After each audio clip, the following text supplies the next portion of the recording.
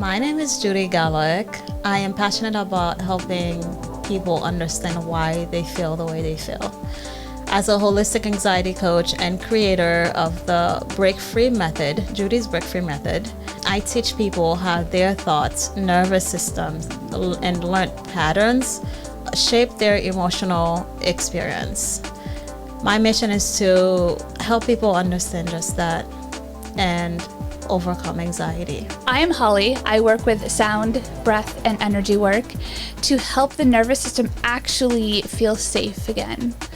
Because thinking your way out of anxiety gets you only so far. So your nervous system doesn't speak English. It speaks in vibration. And most of us have been shouting static at it for years. Today, we're having a conversation about the sound of safety, how frequency literally changes your nervous system. And I have a lot of questions because Holly is the expert here and she's going to answer some questions for us. So first of all, like for someone who may be thinking that this is all woo-woo, like let's talk a little bit about the science behind it. Did I jump too far? Let's go straight into the science behind it, right? Okay. So I like to tell people, if you're skeptical about it, and that's fine. And that's, if that's your first instinct, there's no right or wrong way to think about it. But there is more science behind it than there is the whole mystical aspect of it. And it is physical. Like your nervous system responds to vibration and low, steady sound the same way it responds to a calm voice. As if like a mother soothing a baby. You respond to like the slow, steady sounds, the rhythmic. But it's physiology. Mm-hmm. Yeah. I got excited and I'm like, oh, how does this work, right? But even before, like, let's step back a little bit. I jumped like way ahead. It's all right. But I really want to know, like, before you started doing this professionally, like, what drew you to sound? Like, how did you find out about it? So when I started doing massage on my own, so I got my license in 2006. We had the big financial crash in 2008. And then I didn't start on my own until 2011. And I started renting space from this girl, Kimberly. And she owned an acupuncture space, and she did sound.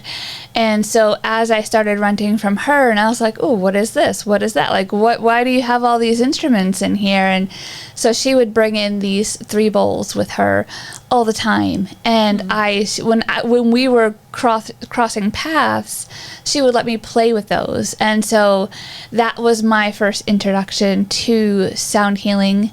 I like to call it sound therapy because I feel like not everyone needs healing. So a lot of people don't like to use the word therapy because they think they need to be certified to do it. But I figure I'm a massage therapist. I can, and I've got my certifications in sound. So I started playing with her bowls. And I loved how it made me feel, how it kind of reset me. I didn't honestly know what was going on at the time. I just fell in love with them. And so then, to get more into my story and everything, I ran a Groupon after I started working because it was slow picking up. I'd get a few of her clients. I was putting myself out there. And then Groupon, this is when Groupon started coming in the area. And so, like, no one knew about Groupon before that. Mm-hmm. So I put on 300 Groupons, 100 3 sessions, and then 200 single sessions.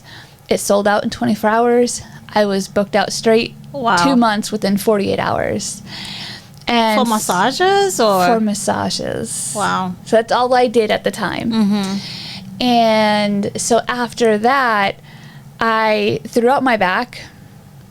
And I had to take a good week or 2 off. And so I started having Kimberly work on me, and she started using the acupuncture, a little bit of the sound, and then she started holding I don't remember if it was after my lower back or after the blood clot, but she started holding meditation groups, and I started going to those and realizing how beneficial it was.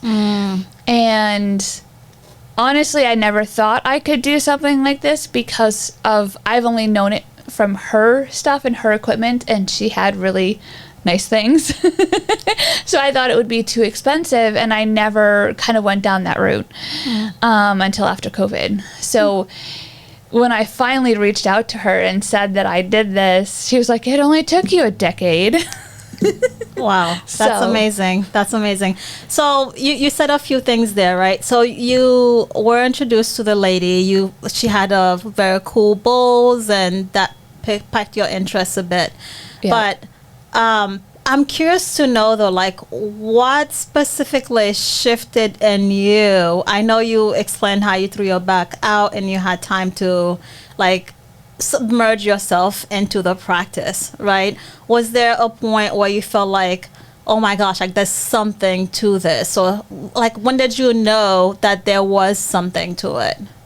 I think when I started going for her meditations and her group practices, so it wasn't just sound too, it was voice, it was chanting, it was like kirtans, like in a way that stuff. So she had a Shruti box, which now I possess one. That's awesome. And so it was a lot of that sort of stuff, and it was from the lower back, from the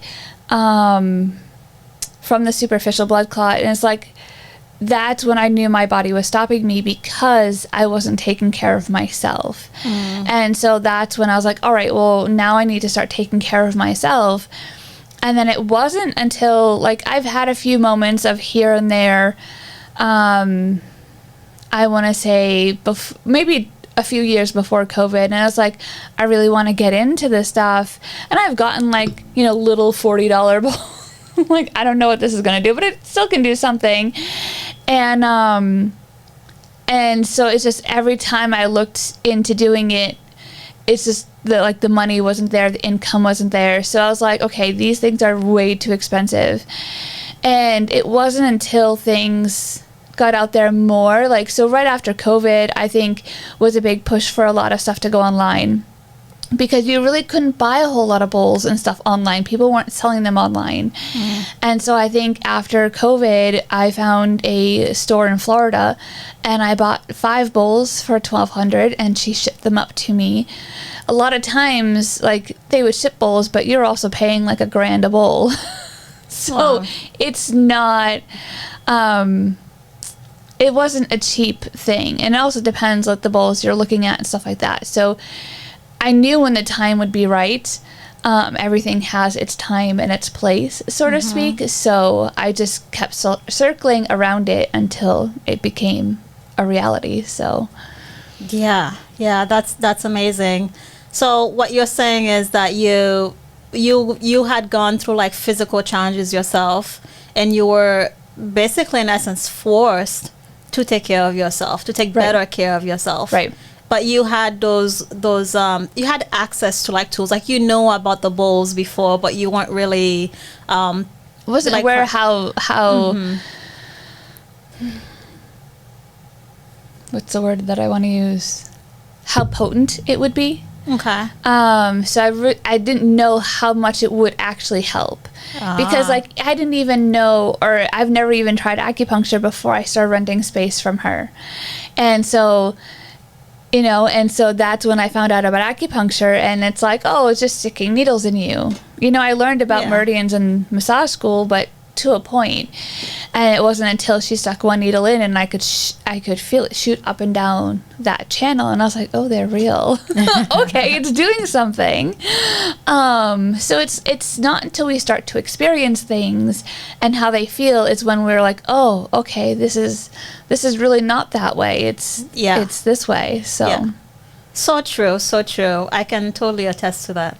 That's amazing. For someone, I know some of our listeners, they're probably thinking, this sounds like a bunch of woo stuff, right? So for those people, what would you say to them? Like, what's the biggest misconception people have about sound therapy? And I know we're gonna get into the conversation a little bit further ahead about like the difference between receiving sound therapy and just listening to soothing music, right? Right. But for now though, like, what's the biggest misconception people have about sound therapy?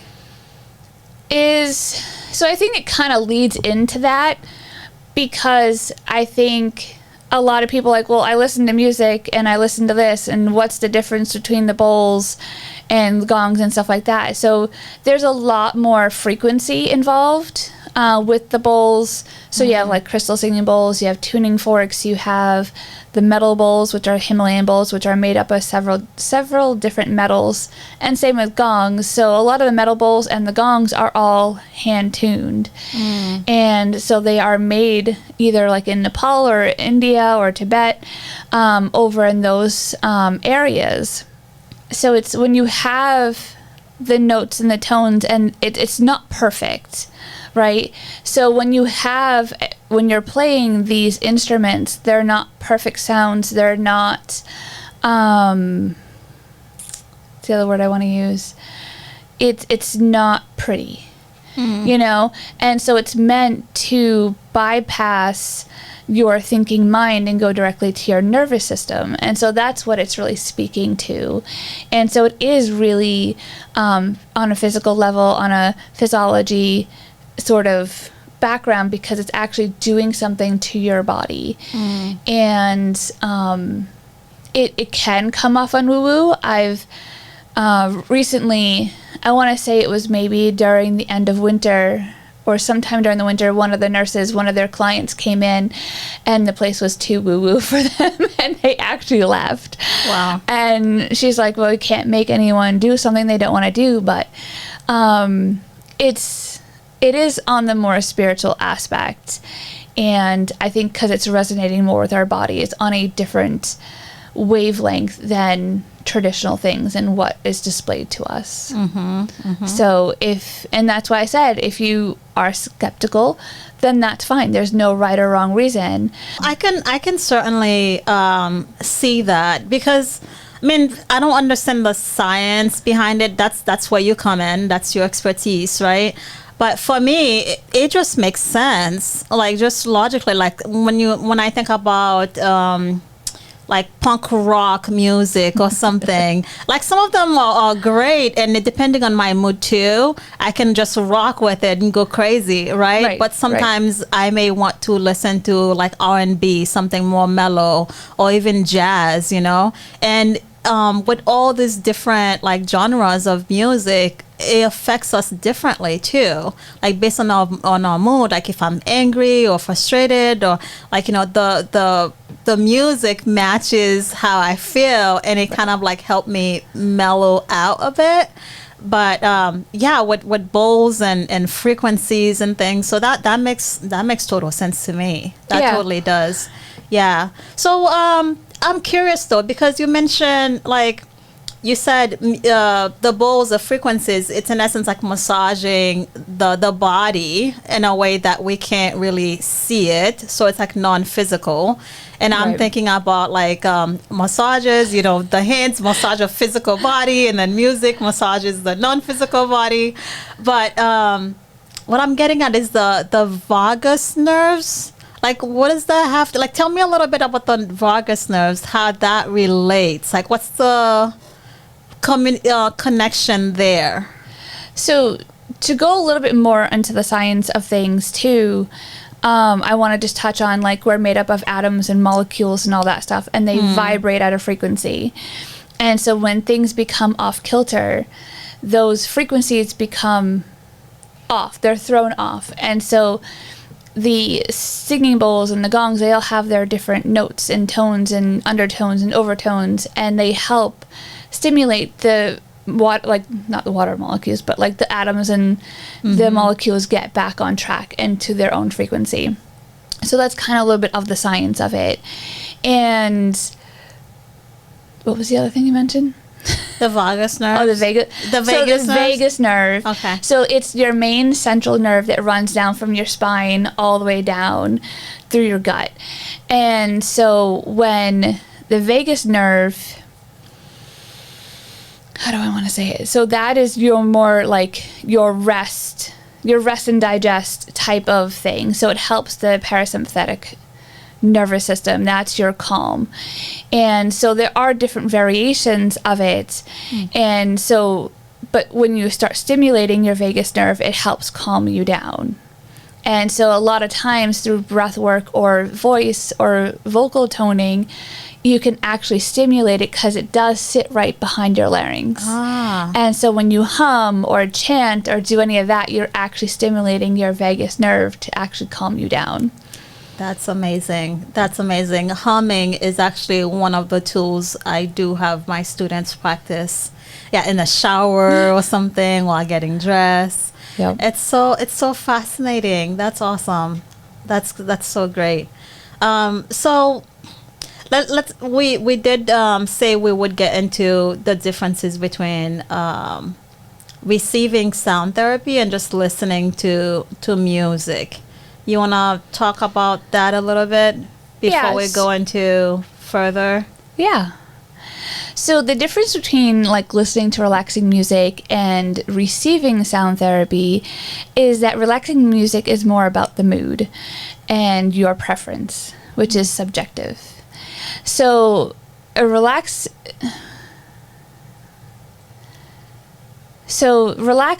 music will just help you relax, but sound therapy is more deliberate. So it's more intentional. And so like when I do a sound bath, I don't have like, oh, this is the C, this is the D, this is certain things I will, but like I just kind of play it to whatever is being called to me. So it's almost like I want to say like I'm channeling through God in a way of what, holding the space and playing, but they are specific frequencies, sustained tones. Sometimes if it's like on a one-on-one and not a group, you can have direct contact with the bowls. And so it's trying to create certain responses through sound that help people guide them through either whether emotions come up, having them guide them to something that they're working on. So certain different things. So it's how do I want to say it? So having them guide in through something that they're generally working on or whatever comes up for them. So to like give one experience, when I first started doing my own group sessions and I'd only have one person show up at a time, I got an email 2 weeks later. This is only when I had my set of 5 bowls, and that's all I played for an hour. And so this one lady that came in, and she emailed me 2 weeks later. Apparently she had pain in her right hip that she had for 13 years that was caused by an epidural. Wow. And she said that during the sound bath, she had a warming, tingling sensation, and she just focused on it and breathed through it. And then 2 weeks later, when she emailed me, the pain had gone away and it never came back.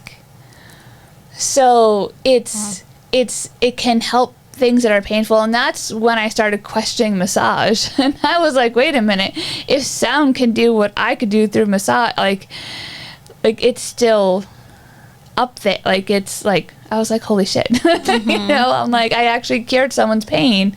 Well, I guess I can't say cure, but took away someone's pain through just playing 5 bowls. Yeah, you certainly influence their healing for sure. Yes. I think it's important, like healing. I'll back up a little bit and say this. Something a lot of people say a lot of times it's like, oh, time will heal all wounds. It doesn't. No, it doesn't. Nothing happens. It's just the time passes. Yeah. Right. But we can absolutely create a steady, supportive environment so that healing can happen. Right. But if we're not consciously doing it, supporting it, then it's just, no, time doesn't heal anything, right? It's just, it just may give you time to bury it more. Yeah, absolutely. How amazing is that? That's so awesome. I love these type of stories, hearing someone struggling with something for years and then just having an experience where that's no longer an issue. Like they come to some awareness or they get realigned, right? Right. And then they feel better, like that issue is no longer an issue. So I'm just, I'm curious, could there be like anyone where like sound would not be like a good solution for? So I would say for someone who is not a good candidate for, I would say someone who has severe traumatic experiences and people who are not ready to really go that deep sense. Like people who are still very much in their, I don't know if I want to say in their trauma, but the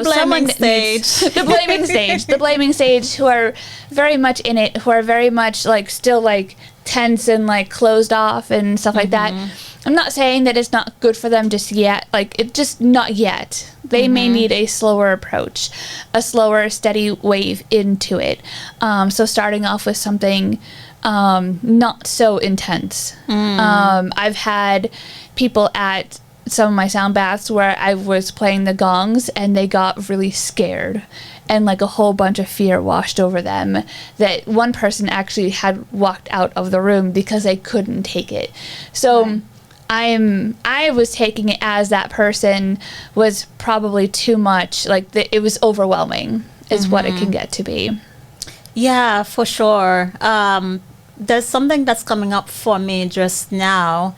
When we don't understand something, we fear it naturally, right? Yep. So when we don't have certain awarenesses and we're like, we just don't know of certain concepts or whatnot, right? So it's going to be a much harder experience than when we do. Right. We're fully aware of what's happening. We know the benefits of it. Like we know this is something good and not anything to be scared of. Right. Yeah. Right. It's letting down that first guard of defense, of like, okay, this is okay. I'll be okay through it.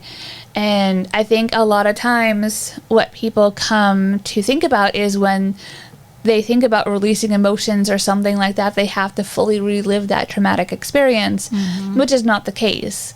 So we don't want to sit there and bring up that whole experience for you to relive, but it's more or less feeling the emotion and feeling it fully through and not shutting it down and then storing it back away.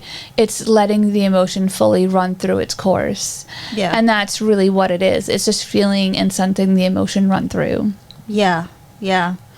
That's so good. And people have to be ready for that, and it's not something you can force, right? Right. So, talk to us about how would you address or guide someone who just finds it just a bit odd, like, oh, maybe like humming or like listening. It feels weird. It feels odd. Like they just can't get past themselves, I suppose. Yeah. I mean, humming does feel odd anyways sometimes. I mean, because you think a lot of people, I guess, don't maybe like the sound of their own voice in a way.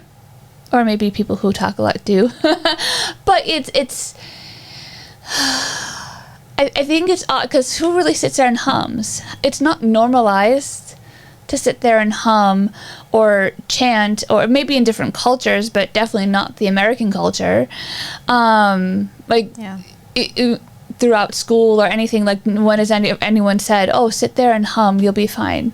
Like that's definitely something in Western culture, it's not normalized. So it does feel very odd to us.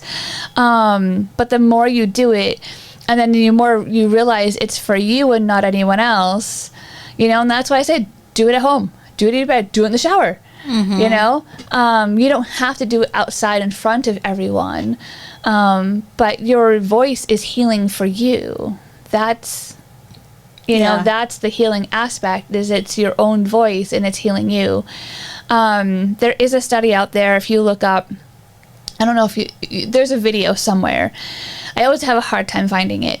But there is a video out there about, they took a camera up to a cancer cell, and with the gong, the crystal singing bowl, and the human voice shrunk the cancer cell. Wow. So it shows how powerful that the human voice is. And even breathing, like Ujjayi breathing almost sounds like a meditative wave in a way. Yeah. So even certain types of breathing, humming, there's chanting, there's vocal toning. So there's so many different things that you can do with the voice. Yeah. I'm totally into that belief. The body heals itself. I truly believe that we have everything within our system to heal ourselves and our body. That's amazing. So for our listeners today who, I get this a lot, like, just tell me one thing. What's the one thing I can do? What's the one thing I can try? So from today's conversation, what would be the one thing you'd hope someone would get from this? To start humming, and just do it for yourself. It doesn't have to be perfect. It doesn't have to be pretty, or it's not to please someone else. It's to help you and yourself and help heal your body and like get out of anxiety, or if you start to feel that stressor come up, go somewhere, like go take a walk and inhale, at least inhale for the count of 5 to 6, and then just let out a hum on your exhale, and do that for at least 2 minutes. That's awesome. I love that. Thank you for sharing that. So could we have this be the one thing they try? We can have people try that. I mean, that's a great, it's so simple, right? You don't have to even go out and buy a singing bowl. Like, why do you need to go out and buy a singing bowl? You have your own voice. Yeah, exactly. And as Ollie mentioned, just do it in the shower. Yeah. Right, do it in the shower, even on your breath out, breathing in. You said breathe in for anywhere between 4 and 6 seconds. 4 and 6 seconds, and then let out the breath and hum at the end. Yep. Yeah. Well, just as you let out, hum. So it's like, I don't know if you're going to hear it through these. It may cut it out, but you don't have to strain your voice. Don't let it out till just where it feels natural, because you don't want to also damage your vocal cords. So whenever it's naturally just you're done, just inhale again and hum. Just hum till it comes out naturally, and don't force anything, and just inhale again and hum. Inhale, hum, and that's the cycle. Awesome. But I just don't know if you're going to hear humming through these mics. I love this practice, and I would suggest that people do it for at least 7 days. If you don't want to commit to the 7 days, do it for 3 days. You will start noticing a shift and a change as soon as you start, but you have to pay attention. How are you feeling before you do it, and then pay attention to how you feel afterwards. Right. But make it a practice. Don't wait till you get in an anxious moment to do it.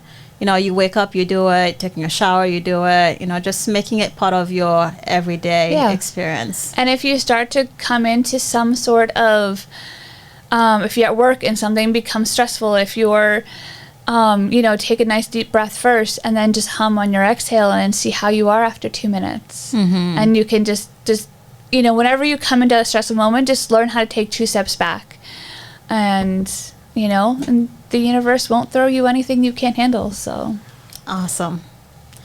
Awesome. Well, there we have it. The sound of safety. How frequency literally changes your nervous system.